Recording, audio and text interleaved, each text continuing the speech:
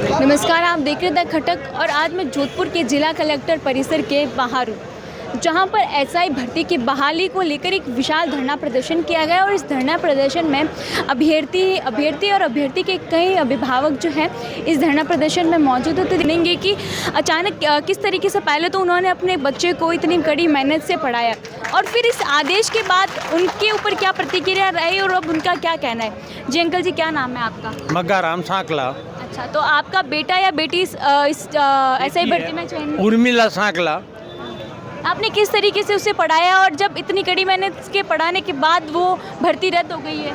मैंने हमारे खुद की ज़मीन नहीं थी, दूसरी ज़मीन में मैं किसान रो काम कर करके सब्जी बेच के उस बच्ची को उस ज़मीन नहीं थी, दूसरी ज़मीन में मजदूरी करके बस फसल करके मजदूरी करते, जो मजदूरी मिलती उनसे मैं उन बच्ची को इस पोस्ट में लाया हूँ। जैसे 400 रुपया होता है तो 100 रुपये इसको आता है। हाँ, 400 तो 100 रुपये मुझे आते हैं, 300 जमीन वाला 300 रुपये ज़मीन वाले लेते हैं। बहुत हाँ, इस हालत में पढ़ा के अगर आगे भेजा है, इस हालत में और कई टाइम मेरे को संकट आता तो उसके लिए मैंने ब्याज पे पैसा ला के भी उसको आगे बढ़ाने के लिए किया।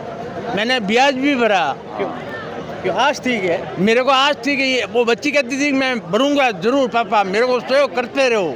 मैंने सहयोग में कोई गलत नहीं किया था, अभी भी मैं सहयोग करने तैयार हूँ। कोई बात नहीं कमी है तो उन बच्ची के लिए पर न्याय होना चाहिए। न्याय से बच्चों के साथ न्याय होना चाहिए। जो भी है सरकार से ही हम निवेदन करते हैं और कोर्ट से हम आश ही है, क्योंकि बच्चों की गलती नहीं है कोई। जो गलत है उसको बाहर निकालो और जो सही ढंग से बच्चे मेहनत करके किस हालत में यहाँ पहुँचे हैं, माता पिता मेहनत पूरा ज़मीन, कोई ज़मीन बेची है, कोई खेती करके पढ़ाया है, अब उसकी हालत क्या है, उस बेचारों की हालत क्या है? आंसू आ रहे। जब वो सिलेक्शन हुआ था तो गांव के सभी लोग ढोल नगाड़ों के साथ, उसको गाजा बाजा के साथ खुश हुए कि ये बच्चा सेलेक्ट होकर आया है। और फिर बाद में ये मायूसी छा गई, तो सरकार को कुछ सोचना पड़ेगा।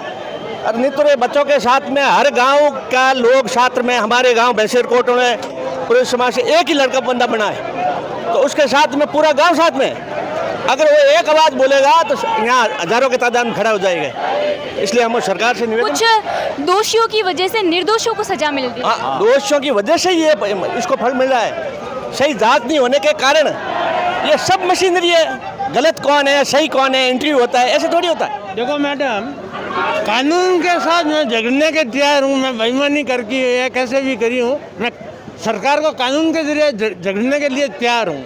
सरकार आके मुझे पूछेगा आपने इस बच्ची को इस पोस्ट पर कैसे लाए, उसका जवाब मैं जवाबदारी मारी है। और इस बच्ची को नहीं रखेंगे ना तो मैं भजन लाल के ऊपर केस लगा के जीऊँगा जीते केस झगड़ूंगा। जब जीऊँगा जीते मरूंगा उस दिन वो केस समाप्त होगा। ये बोल देना आपने। देखिए, अब अभिभावकों की आप पुकार सुनिए कि हमने हमारी ज़मीन बेच के, हमारी घर की जो पूंजी है वो बेच के, ताकि हमारे बच्चे या हमारे बेटे बेटियां जो हैं इस पद पर चयनित हो, जिससे हमने जो स्थिति देखी वो हमारे बच्चे हाईकोर्ट के एक आदेश के बाद उनके जो सपने हैं वो चकनाचूर हो गए। इसमें आपका क्या कहना है वो मैं ज़रूर बताइए और ऐसी जानकारियों के लिए द खटक के साथ जुड़े रहिए।